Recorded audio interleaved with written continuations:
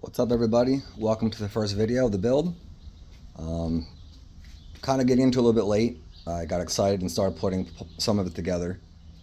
My goal is to document what I'm doing, maybe get some instructionals, any questions, where I found stuff, feel free to ask. Other than that, this is my second right-hand drive Integra that I've built. The first one I actually built when I was 19 or 20 in my parents' driveway. I was shortly out of high school, always wanted one, started out watching Fast and the Furious. There was an import shop down in Philadelphia that used to import these things. And back then you could have a right-hand drive 96 spec Integra Type R for 10,000 bucks. And I'd always wanted one, but I didn't have the money then. So I decided to build my own. Went down, bought a half cut one day, had it delivered to my parents' driveway, to their horror. And surprisingly enough, I actually finished it. It wasn't pretty. I did it myself. And here we are, 17 years later. And I'm building my last one. I want to make it as nice as possible, as close to factory as possible, and showcase what I can do. So let's get into it. This is how far I've gotten so far. To answer some questions, this car started out as a 1999 bone stock Acura Integra. I wasn't planning on building one at the time until my buddy Eric Duke, shout out Eric, bought this bad boy from a buddy to part out. Now, I saw that he had started parting it out, asked him what he was doing with the shell. He goes, I'm just going to scrap it. So I stopped by his house, checked it out, and when I say this bad boy had no rust, it had absolutely zero rust. Quarters were clean, 89,000 miles. Body was relatively straight, had a few dings and dents here and there. So I went out buying it, brought it home, and started looking around for right-hand drive clips. Now, it had been multiple years since I had done one. I didn't realize how hard it was to find and or how expensive they had gotten. So long story short, I wound up driving around to multiple different importers, 3 in Jersey, 1 in Virginia, and I was like a crazed man. I was looking for the absolute cleanest one that I could find.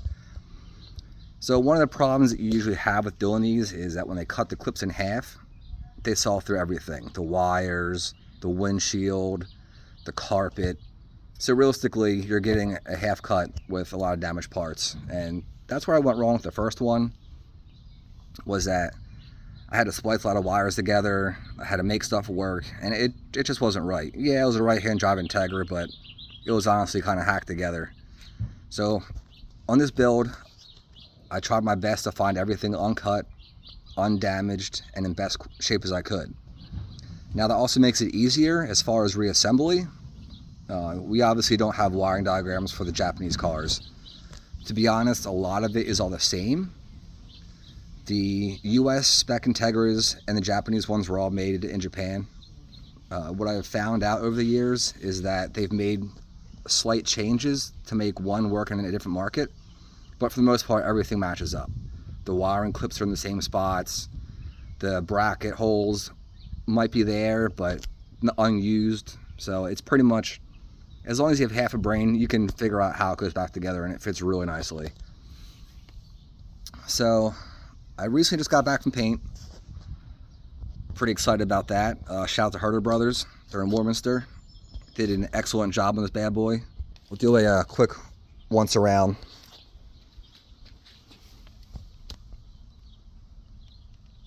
I've tried my absolute best to source the nicest parts to avoid less repairs and just for an overall cleaner look.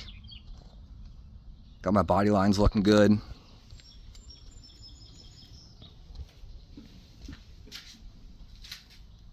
The first night I had at home, I started putting the back end back together. Excitement kind of took over.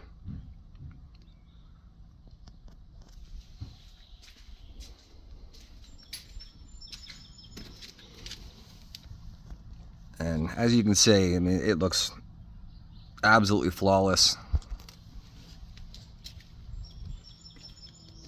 The engine bay I had painted by a different shop. I had wanted them to paint the rest of the car, but they were way too booked out, and I didn't feel like waiting 6 months to a year to have it finished.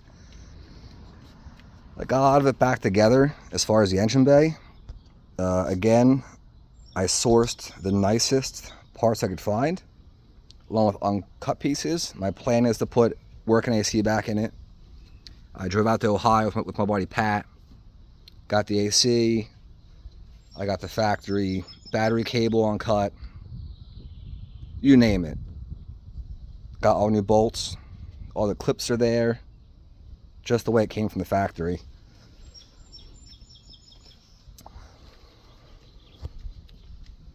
So this is as far as I've gotten so far. I didn't have the back of the car painted as far as the inside, which some people might be like, oh, why don't you do that? I plan on putting a full interior in this thing. I want to make it look like it came off the showroom floor. So quite frankly, I don't care if people can see the factory black. It's all going to be hidden. As far as the interior, the clip that I found came with an uncut carpet, which is very hard to find. It's not faded. It's in great shape. Got a pretty nice dash. There's a few small flaws in it, but what do you expect for an ancient car? The car itself is a 99. The clip that I found is also a 99. So I don't know if it really makes a difference, but everything just plugs and plays. All works together nicely, matches. I do have a JDM steering wheel for it. It's obviously not in the car yet. Once I finish the exterior, the interior is going to start getting put back together. The past couple of days I've been working on putting my doors back together, and believe it or not, it took a lot longer than I thought it was going to. Trying to get all the run channels, rubbers all seated in properly and perfect is not easy, and I took this stuff apart months ago, so kind of a bit rusty. One thing that I can say is that I have put this entire car back together based off of memory. I have not sourced any kind of information. I guess that's a testament to how many of these things I've taken apart and worked on over the years. I can truthfully probably tell you where every nut and bolt goes and everything else. The only thing that I kind of messed up was I didn't cut the bracket off of the right-hand drive clip for my, I believe this is for the ABS. So I need to make some brackets so I can bolt that up in the kick panel well like it should from the factory. Other than that, all the wiring's good. Uncut. Everything's back in where it should be. We got a nice firewall harness, all the clips, brackets. And honestly, the small things are what really make the difference in your builds. Anyone can slap stuff together, but doing it the proper way is a whole different story. This car from the factory did have a sunroof. I wanted to try and make a clone as close to a Type R as possible. So I found a Type R roof cut from JDO, Ohio, and had it installed before I had it painted. Now, I called a lot of body shops and no one wanted to touch it, but Herder Brothers, no questions asked, sure thing, we can do it. And honestly, as a customer,